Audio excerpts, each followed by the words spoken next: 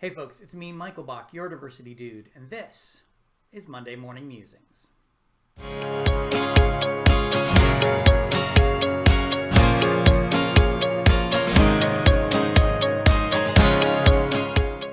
A good Monday morning, my friends. I hope this finds you well, safe, and healthy, and that you had a nice weekend.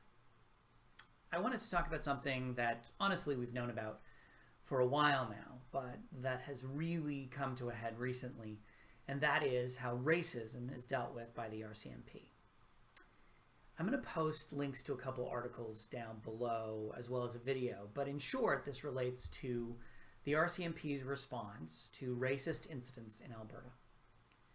A few weeks ago, a group called the Black and Indigenous Alliance Alberta organized a demonstration in Ponoka. If you're not familiar with Ponoka, it's about 55 kilometers northeast of Red Deer. Regardless, the demonstration did not go well.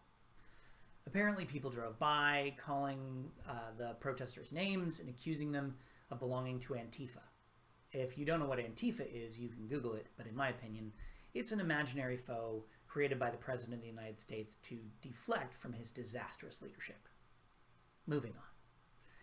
The Alliance also claimed that someone intentionally swerved their truck into one of the protesters, sending them to the hospital. When the Alliance attempted to report the hit and run to the RCMP, the police said they didn't have the video footage needed to investigate, because of course, they only investigate things where there's video evidence. A few days later, the Alliance held a media event at the RCMP detachment to alert the press to what had happened.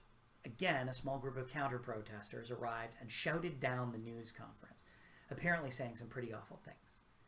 When asked why the RCMP hadn't done anything to deter the counter-protest from disrupting the media event, Sergeant Chris Smiley essentially dropped the gauntlet of free speech, but what he was really saying was that he felt the counter-protesters were in the right.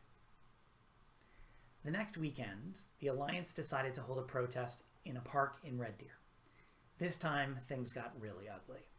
A convoy of trucks arrived, apparently with some people wearing symbols of known hate groups like the Soldiers of Odin. Things quickly turned to violence, with the counter-protesters assaulting several of the Alliance members. The RCMP claimed the violence happened before they arrived.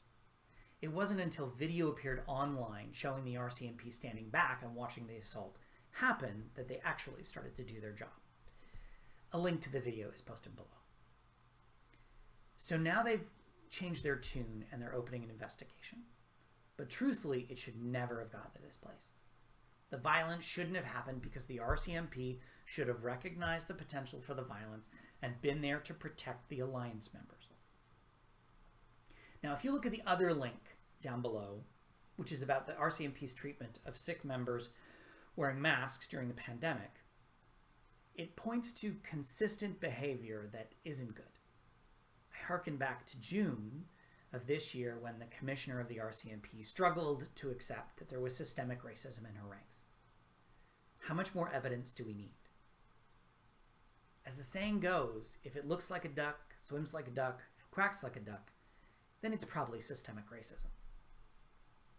It's clear to me that our National Police Service has some serious issues as it relates to race and racism, not just internally, but also in how it polices the parts of Canada that it's responsible for. And it's time for action. That's it for me. Thanks so much for watching. I really appreciate you giving me a few minutes of your day. Remember to subscribe to my channel by clicking on the link and like and share the video on your own channels. I invite you to connect with me on social media. I am at DiversityDudeMB, and CCDI is at CCDI Social.